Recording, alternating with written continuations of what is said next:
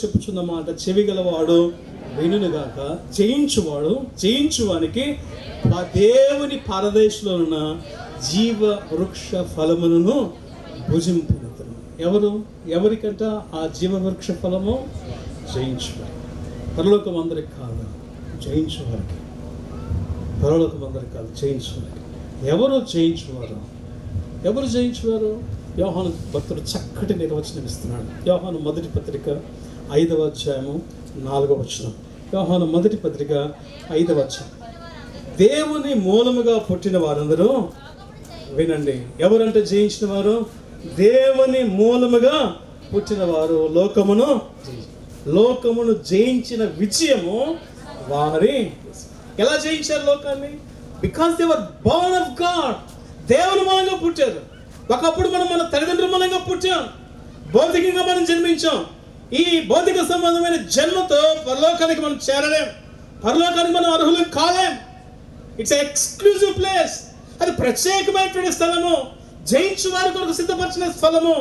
ఎవరు జయించిన వారంటే దేవుని మూలముగా జన్మించిన వారు. అందుకని ఆ రాత్రి మీకు గుర్తుందా అండి? ఆయన ధర్మశాస్త్రోపదేశకుడు, యూదా మతములో ధర్మశాస్త్రాన్ని పఠించి అభ్యసించి ప్రకటించేటువంటి వాడు నికోదేము అనేటువంటి ఆ వ్యక్తి వచ్చినప్పుడు ప్రభు ఒక మాట అన్నాడు, ఒకడు క్రొత్తగా తిరిగి జన్మించకపోతే పరలోక రాజ్యంలో ప్రవేశించాడో చూడడు. You must be born again. నువ్వు తిరిగి జన్మించాలి. నువ్వు పరలోకం నీది కావాలంటే, పరలోకం నీ కొరకు ప్రభు చేశాడు నువ్వు నమ్మితే నువ్వు తిరిగి జన్మించాలి. ఎలా? దేవుని మూలముగా. ఒకప్పుడు మన తల్లి గర్భంలో జన్మించాను, 57 సంవత్సరాల క్రితం నా తల్లి గర్భంలో జన్మించాను. అది చాలదు నాకు పరలోకానికి వెళ్ళాలంటే. 1986 సంవత్సరం సెప్టెంబర్ 23వ తేదీన దేవుని మూలముగా నేను తిరిగి జన్మించాను. ఈ జీవితంలో అనుభవం ఉందా? నువ్వు తిరిగి జన్మించిన వాడువా? నువ్వు తిరిగి జన్మించిన దానివా? అలాగైతే ఈ చెప్పబడిన గొప్ప స్వాస్థ్యమైనటువంటి పరలోకం నీదే. ఇంకా నువ్వు తిరిగి జన్మించకపోతే you are missing a lot. చాలా కోల్పోతున్నావు. చాలా అంటే చాలా. ఇంత శ్రేష్టమైన, అద్భుతమైన, మహా గొప్ప నగరం, ఆ గొప్ప పరలోకపు పట్టణం, నేను దాన్ని వివరించడం చేత కాదు. ఊరక 5 లక్షణాలు చెప్పాను అంతే. అసలు వివరించాలంటే వల్ల కాదు. అంత మహా గొప్ప నగరాన్ని చాలా మిస్ అవుతున్నావు. మిస్ అయితే ఓకే, నో ప్రాబ్లం. మిస్ అవటమే కాదు, ఇంకోటి సంపాదించుకుంటున్నావు. ఏంటిదో తెలుసు? అది నిత్య నరకము, అగ్ని గంధకాలతో మండుకుండం, అగ్ని ఆరని స్థలము, పురుగు చావని స్థలము, నిత్యాగ్ని కలిగినటువంటి స్థలము, వేదనకరమైనటువంటి స్థలము. ఇది వేదన లేని స్థలం అయితే అది వేదనకరమైనటువంటి స్థలం. What you choose today? ఈరోజు నువ్వు దేని కోరుకుంటావు? ఎంతో కష్టపడి ఇక్కడికి వచ్చావు. నీకు ఈరోజు సెలవు. ఈ సెలవును చక్కగా నువ్వు ఎంజాయ్ చేయొచ్చు, చక్కగా వాడుకోవచ్చు. ఈ దినాన్ని కాదనుకున్నావు, అన్న పిలిచాడు అనుకున్నావు, అన్న మాట మీద గౌరవంతో ఇక్కడికి వచ్చావు. Are you sure that you are born again? నీకు నిశ్చయం చెప్పగలవా? నేను తిరిగి జన్మించాను, నేను రక్షించబడ్డానని నువ్వు చెప్పగలిగితే నిన్ను బట్టి దేవునికి స్తోత్రం చెల్లిస్తా ఉన్నాను. ఒక నువ్వు చెప్పలేకపోతే, if you are not sure that you are born again, ఏమనండి నేను చర్చికి మాత్రం రెగ్యులర్గా వస్తాను, ఏమండి పొద్దున్న లేచి బైబిల్ చదవకుండా నేను ఏం చేయను, ఏమండి రోజు నేను no, that will not do anything for your life. అది నీ జీవితానికి ఏం చేయవు. Must confess your sins. నీ పాపాలను నువ్వు ఒప్పుకోవాలి. నీ పాపాల విషయం నువ్వు పశ్చాత్తాపడాలి. దేవునికి వాక్యం సెలవిస్తుంది, ఆయన ఎంత ఘోర పాపాత్మలను చేర్చుకుంటాడు. ప్రభు నన్ను క్షమిస్తాడు, నా పాపాలకు యేసుని క్షమిస్తాడు. దేవుని వాక్యం పరిశుద్ధ గ్రంథం సెలవిస్తుంది. 86వ కీర్తనలో భక్తుడు అంటాడు 5వ వచనంలో, ప్రభువా నీవు దయాళుడవును, క్షమించుటకు సిద్ధ మనసు కలిగిన వాడు. 1 యోహాను పత్రిక 1వ అధ్యాయం 9వ వచనం రాబడింది, మన పాపములను మనం ఒప్పుకొని ఎడల ఆయన నమ్మదగిన వాడును నీతిమంతుడు కనుక ఆయన మన పాపములను క్షమించి సమస్త దుర్నీతి నుండి మనలను పవిత్రంగా చేస్తాడు. సోదరా సోదరి, if you are not sure about your salvation, నీ రక్షణను గూర్చిన సరైనటువంటి నిశ్చయత నీకు లేకపోతే, this is high time for you. ఇది మిక్కిలి అనుకూలమైన సమయం. ఒకవేళ ఈ సమయం మించితే నీకు దొరకపోవచ్చు. ఒకవేళ నువ్వు ఈ స్థలాన్ని విడిచిన తర్వాత మరొక అవకాశం నీకు రాకపోవచ్చు. వచ్చిన నీ హృదయం ఇంకా బండబారిపోయి ఉండొచ్చు. ఈరోజు క్రైస్తవ కుటుంబాల్లో బిడ్డల పరిస్థితి ఎట్లా తయారైందంటే, దేవుని మాటలు విని విని విని విని శిరోశ్రమలు విని విని విని పాటలు పాడి పాడి పాడి స్టీరియోటైప్ అయిపోయింది. అంతా బండబారిపోయింది, రాతి హృదయాలు అయిపోయింది, కరగటం పనులు. ఎన్నడు వినని వాడు సిలువను కూర్చున్న పాట వాడు వింటే వాడి హృదయం ద్రవించి కాళ్ళ మీద పడి మోకాల మీద కొట్టుకొని ఏడి ప్రార్థన చేస్తున్నాడు. ఈరోజు మన పిల్లలు వందల వేల వర్తమానాలు వింటున్నారండి, వేల వర్తమానాలు వింటున్నారు సండే స్కూల్ నుంచి. వాళ్ళ జీవితంలో మార్పు లేదు, బండబారిపోతూ ఉన్నాయి. వేల కొల్ల వర్తమానాలు ఎక్కువైపోయినాయి, వారి హృదయాలు తెరవట్లేదు.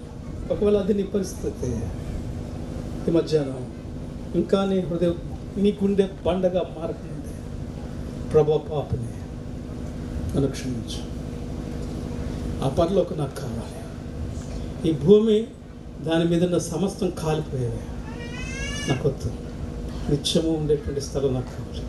నేను పాపిని, నన్ను క్షమించు, ఈ పాపాలు ఒప్పుకో. ప్రభు నేను పిలుస్తున్నాను. బహుశా అందుకే నేను ఇక్కడికి తీసుకొచ్చాడేమో, బహుశా ప్రభు అందుకే నీ పనులన్నింటినీ విడిచిపెట్టి నిన్ను ఇక్కడ రావడానికి పరిస్థితులన్నింటిని అనుకూలపరచాడేమో. అందుకే ప్రభు మేఘాన్ని పంపించి వాతావరణాన్ని చల్లబరచాడేమో. సద్వినియోగం చేసుకున్నాం.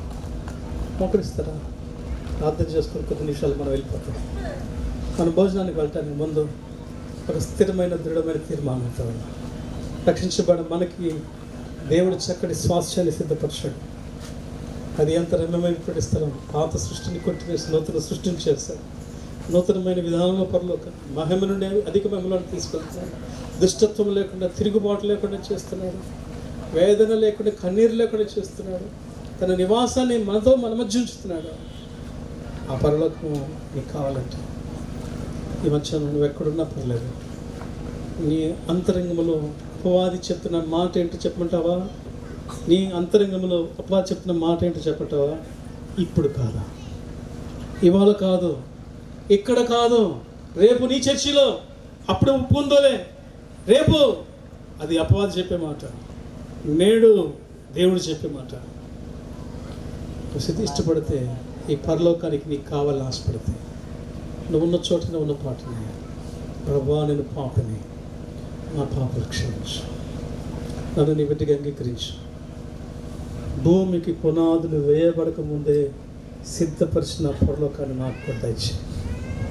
నా పాపల కొరకు నువ్వు రక్తం కార్చావు, మరణించి తిరిగి లేచావు, నన్ను క్షమించు. కొద్ది మాటలు నువ్వు చెప్పగలిగితే దయగల దేవుడు నీ పాపాలు క్షమిస్తాడు. నువ్వు ఏ వయసు అయినా సరే, నువ్వు చిన్నవాడవైనా, యవనస్తుడైనా, పండు ముసలివాడవైనా, వృద్ధాప్యలో ఉన్నవాడైనా, పెద్దవాడవైనా, బాధ్యత కలిగిన వాడవైనా, బాధ్యత లేని వాడైనా, ఎవరైనా నీ హృదయంలో నేను రక్షణ పొందాను, ప్రభు నా పాపాలు క్షమించాడని నిశ్చిత లేకపోతే ఈ మధ్యాహ్నం ప్రభు దగ్గర నీ పాపాలు అటువారు ఎవరుంటే మొట్టమొదటిసారి నా పాపాలు లేదనుకుంటున్నాను, నేను పాపిని అని నేను అర్థం చేసుకుంటున్నాను, ప్రభువా నా పాపాలు క్షమించు అనేవారు. మేము మీకోసం ప్రార్థన చేయనట్లు, దేవుని మీ చేతిని పట్టుకున్నట్లు మీ కుడి హస్తాన్ని చూపించండి, మీ కొరకు మేము ప్రార్థన చేస్తాం. ఎవరైనా ఎక్కడైనా దూరంగా ఉన్నా, దగ్గరున్నా, ఎవరైనా పర్లేదు, మీకోసం మేము ప్రార్థన చేస్తాం. దేవుడి చుట్టూ ఒక అవకాశాన్ని ఒప్పుకోవద్దు, విడిచిపెట్టొద్దు. నీ అపవాది నీ హృదయంలో శోధిస్తున్నాడు. నీకు ఇంకా వయసు ఉందంటున్నాడు, నీకు ఇంకా అవకాశాలు ఉంటున్నాయి అంటాడు. అబద్ధం నమ్మొద్దు. ప్రభు ఇచ్చేటువంటి సమయాన్ని సద్వినియోగం చేసుకో. నేడే నీ